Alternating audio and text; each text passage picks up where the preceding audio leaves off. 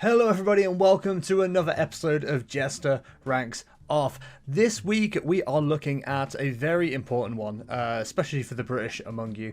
It is of course the tier list for the best items in a good old British carvery. If you don't know what a carvery is, it's a Sunday dinner you can have whenever you fancy. That's right, we don't just do Sunday dinners on Sunday. We are that British. We have whatever we like whenever we want, as long as it's roasted. So, this is one I've had to make myself. So, hey, credit to, credit where credit's due. Follow at Jestertainment_ on Twitter. I've done a little bit more work on this than normal. So, as you can see, it's still an S to D ranking. But, if you're wondering why I'm ranking stuff where it is, you can kind of see. So, S is, I always want more of this food. You want more of it. A is you love to see it.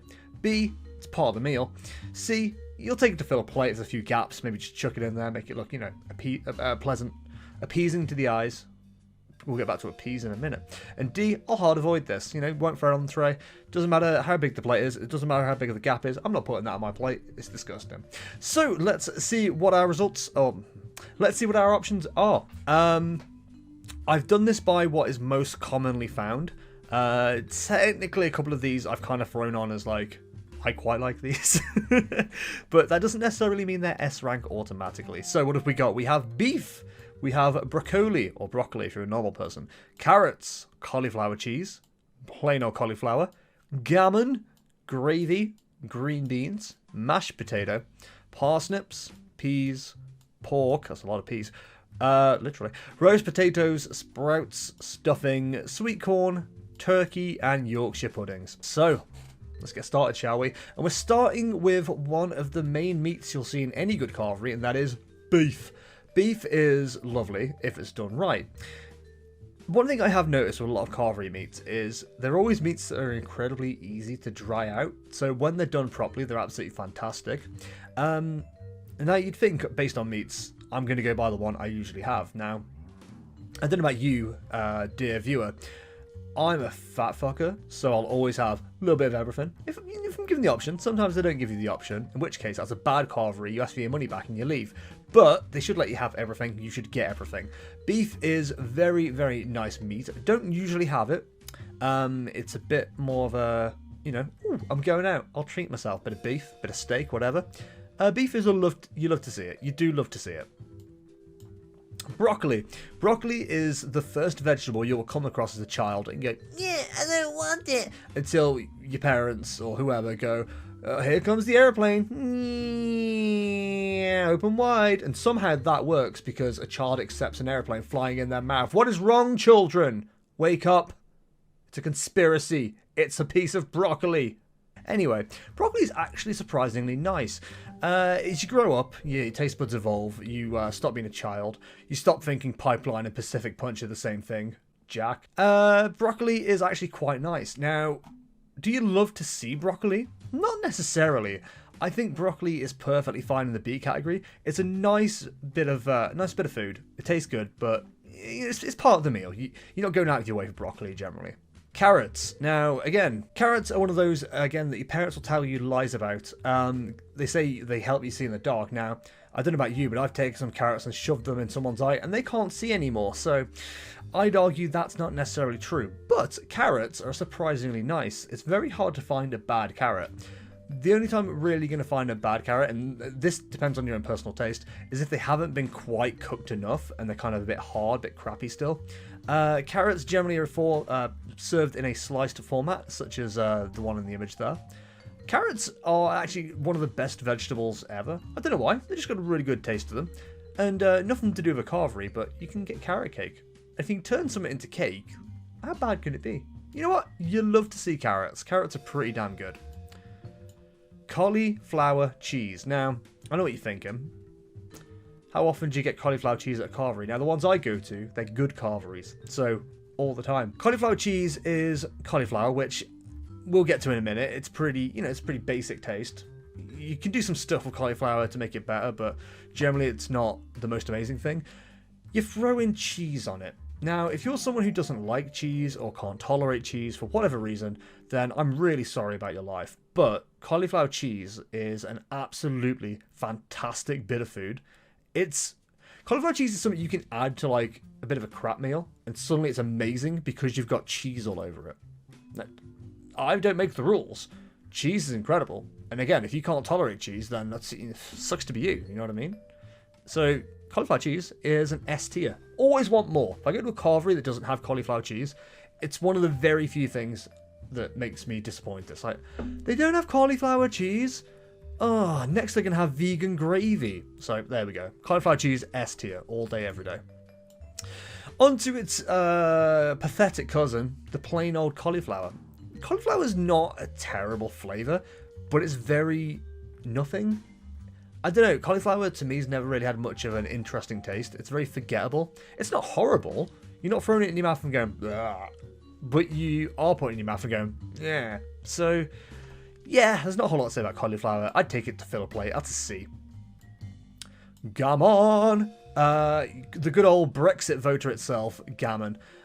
Usually, most carveries will not serve a Brexit voter. They'll use, you know, a bit of pig for your gammon, but if you go to the right places, you can of course eat a Brexit voter. Gammon is actually one of the best meats you can get on a carvery because it comes as a lovely joint, and usually it's got like a nice glaze to it and stuff. I actually had I forget what it was because it was a fair few years ago. One of the best meats I've ever had on a carvery was it was a honey and pomegranate glazed gammon. Oh my god, it was melt in your mouth, beautiful. Gammon itself is pretty damn good anyway, but with the extra like nice glaze that most gammons have, it actually elevates it from what currently is meat tier, which is A, to an S tier. That's right. Fill my plate with gammon and cauliflower cheese and I'm good. Gravy. Gravy is a very interesting one because if it's a really good gravy, you want loads of it. But if it's not a good gravy, weirdly, you don't want any of it. But gravy is something I don't necessarily like a lot of, no matter how good it tastes. It's a lot like what children do with tomato sauce. They add tomato sauce to disguise the flavour of something. Gravy, I think, actually takes away quite a lot from a lot of different dishes. Gravy is good with a carvery, actually, because if you... I'm going to talk a little bit about something further down the further down the ranking here, but Yorkshire puddings, generally, if they're good, they're crispy, and they're quite, strong and powerful. But that does make it a bit annoying to cut into and eat. So having a Yorkshire pudding, then having a load of gravy on it, actually really, really good. Gravy is very good if you, drizzle it over stuff and don't just, pour a shit ton onto it, because that does ruin it. You can't have too much gravy. For me, personally, if I was having a carvery and they didn't have gravy, wouldn't be the end of the world. But it is part of the meal. I do feel like you do see... It's very weird to not have gravy over carvery, so I think we're happy with having gravy in the B tier right there. Green beans. Green beans on this list is one of 2 or 3 things that you need to have these cooked properly for them to be good.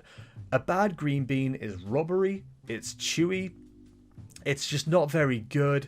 But a good green bean, it's alright. Thing is, I don't like taking risks when it comes to food. I know what I like, and I like what I know. If I don't trust food to always be good, I'm not going to take it. Green beans is one of these. So much so that I'll actually hard avoid green beans. It doesn't necessarily mean they're a bad food, and I imagine, if you guys take on this tier list yourselves, you may put green beans higher than that, but for me personally, I do hard avoid them because they're one of those that could go either way, and you just don't want to risk it with a bad green bean, in my opinion. Mashed potato. Now, as somebody who had a carvery today, I had mashed potato, and it was some of the nicest mashed potato I've ever had. A good mashed potato is, it's creamy. Sometimes you add a bit of cheese in there, nicely seasoned. You don't want it sloppy. You don't want a runny mashed potato. If you've got a mashed potato and you got a spoon of it and it just goes, that's a bad mashed potato. But if it's nice and light and fluffy and creamy, mashed potato is fantastic. Do you like it enough to put it onto A tier? Or do you keep it in B tier? Because it's definitely part of the meal. And mashed potato is actually very important if you have 2 other items on this list, peas and sweet corn. Because they are a pain in the arse to just scoop up with a fork. Especially peas, they roll off. You can kind of push them into mashed potato and it'll hold the peas for you. So for me, and you can do that with anything actually. Mashed potatoes are like a nice little eatable concrete for like putting stuff together. It's a very, do you know what? It's actually a very handy part of the meal. I think you'd love to see mashed potato. Yeah, it's an A tier mashed potato. Good job, mashed potato. You did it. Parsnips. Parsnips are another one that can actually go either way. A good parsnip tastes fantastic, but they're very easy to burn, especially because like they thin out very quickly, and if they've been cut too thinly, they do crisp up and burn and they're kind of crap. The flavour themselves of parsnip is very, very good, but because of how some people do them in Carveries, I'd actually only put it in C tier. Ooh, put in D. In C tier. If we were doing a Christmas dinner tier list, parsnips would actually be A or S tier, because when you're just cooking for a specific group of people, you can kind of keep an eye on parsnips a bit better. I do think it's one of those foods that people tend to forget about in a batch cook. So, unfortunately, yeah, parsnips on a Carvery, C tier. Peas. Peas suck. Peas are only good if you can have mashed potato with them. Peas generally don't taste too bad. I personally am not a fan of them. You can, of course, get peas and then, you know, spill some on the table and go, oh, looks like someone peed on the table. You know, it's a perennial joke, very funny. It gives you a many haha. But it's a bit of an annoying vegetable to eat. If you haven't got the mashed potato, they're kind of like, you have to hopefully scoop them up and hope they don't go everywhere, and then they do, and then you got peas in places that you shouldn't have peas, and then there's just like peas on this bit, peas on that bit, there's peas everywhere, someone's peed all over my plate. No, peas are actually a D tier for the most part. Again, not because they're bad, not because I don't like them, because they're an annoying food to eat. They're an embarrassing food to eat. Unless you've got the mashed potato, they're no good. So, for that reason, we do hard avoid peas a lot of the time. Pork. Pork is a fantastic one. Now, I know what you're wondering about the meats. Jester, you've put both gammon and pork. I'm going by the most common meats that I see on Carvery lists. There's 3 or 4 different Carveries I go to. I won't name any of them for advertising reasons, but if any of them want to get in contact with me, please get in touch with my lawyers. Well, these are the most common ones you see. You don't tend to see chicken. You tend to see turkey. It's bigger meat and it's more to slice off it. Quite often you see gammon and pork, because pork is a white meat, but people who only eat white meat won't eat pork. So I don't understand that logic. It throws me completely. But pork is one of the common ones you do have on a Carvery. Pork actually comes with an added component, which some people love, some people hate. And that is, of course, the crackling. Now, if you don't like crackling, that is a completely non-point. You don't need crackling. Crackling generally doesn't get added. A good Carvery man or Carvery lady will say, would you like the crackling? And you'll go, yes, I would. Crackling is fantastic if you like crackling. Pork itself, again, quite an easy meat to dry out, but if it's done right, you throw some applesauce at it, damn son, you got yourself a mighty fine meat. I'm actually going to throw pork onto the S tier. Again, it's one that you can do nice glaze with as well, but much like the gammon and the pork, the meat itself isn't just the only component that you're going for here. Again, with gammon, you got the glaze, with pork, you got the crackling. They bring it up to an S tier. It's just that much better than beef as a flavour. And the additional thing as well, you don't generally get like chewy gammon or pork where you can with beef. So, but let's be fair, it's still a meat, so it's got to be high up in the rankings. Roast potatoes. I've become a lot more judgmental with these over the last few years, because I've got a good friend of mine who is very good at making roast potatoes, and a girlfriend who's fantastic at making roast potatoes. So whenever I go anywhere now and have roast potatoes, I compare them to what they've done for me in the past, and it does make it a bit harder to rank roast potatoes. Generally, they're a fantastic part of the meal. Never going to say no to a roast potato. And I'll be honest, I don't think I've been to any Carveries that do bad ones. Now, what is a bad roast potato? Bad one is one that's like not crispy on the outside and not fluffy on the inside. As long as they're like that, they're fantastic. You love to see them. They are, in fact, an A tier. Now, you might quickly be noticing, dear viewers, my A and S tier right now is meats, potatoes, and a couple of vegetables, one of which is covered in cheese. And what? I know what I like. Well, don't worry, here come the sprouts. Now, you don't see sprouts that often, actually, when it comes to traditional Carveries, but I've seen them a few times. Now, this is a difficult one for me, because I love sprouts. I'm one of those fucking weirdos. But you can easily screw up a sprout. Sprouts, they've got like a very specific point in which they are delicious. They are like a nice texture. they can go too soggy very easily, but they can also be too hard too. Sprouts and I think broccoli are both like vegetables that there is a perfect point for them. You could be either side of them as well. You could be too hard or way too soft. So for that reason, and because sprouts, generally aren't part of a carvery either, sprouts are definitely a C tier. If I see them, I'm like, alright, awesome, let's see what else there is. But, if I've got a bit of space on my plate, I do divide my plate, by the way, I'm very weird when it comes to carvery. If I've got a space, I'll throw some sprouts on there. Stuffing. Stuffing's a weird one again, because unless you get a good stuffing, you get generally pretty generic ones, and they're not usually fantastic. I've not been a big fan of stuffing for a very long time. We used to go to Wetherspoons quite a lot, and their Sunday dinners had these really nice stuffing balls that were like something in cranberry. My god, they were gorgeous. I'd have them every time.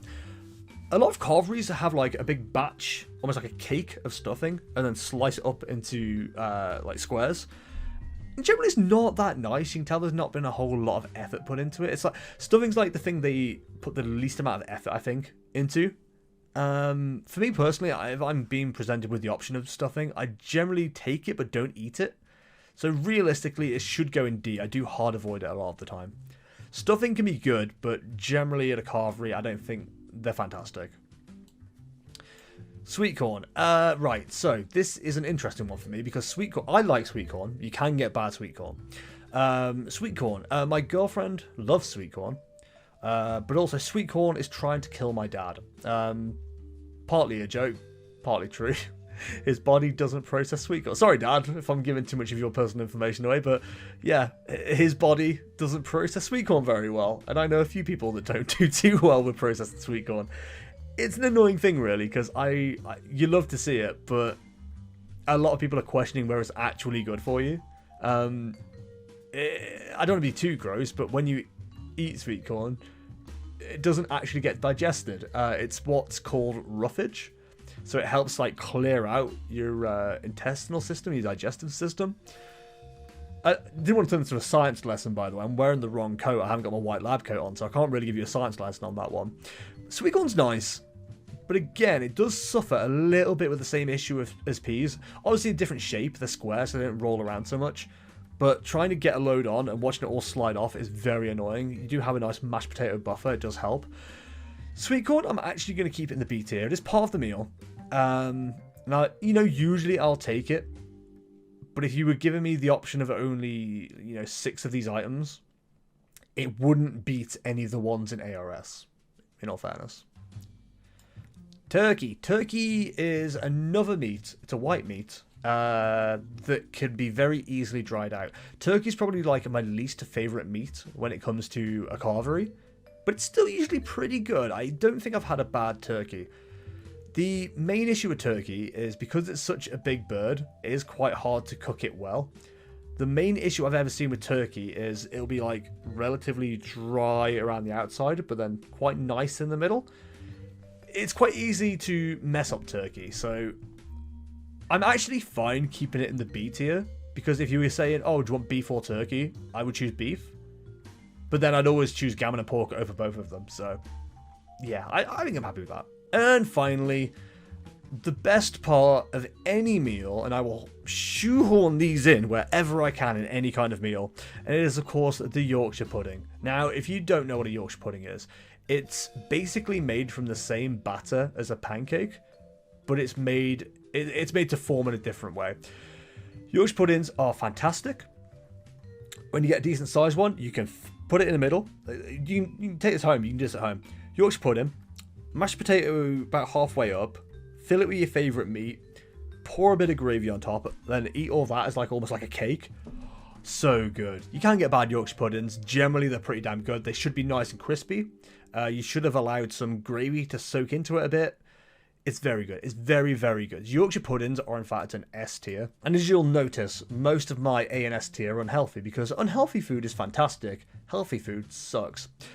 So there we go. There's my carvery tier list. You can, of course, do your own. Link will be in the description below.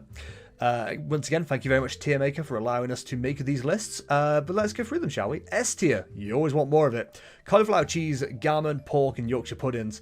A, you love to see it. Beef, carrots, mashed potato, and roast potatoes. B, it's part of the meal. Broccoli, gravy, sweet corn and turkey. C, I'll take it to fill a plate. Cauliflower, parsnips and sprouts. D, I'll hard avoid this. Green beans, peas and stuffing. If you like this list, let me know. If you disagree, make your own, throw it in the Discord, and we'll tell you why you're wrong.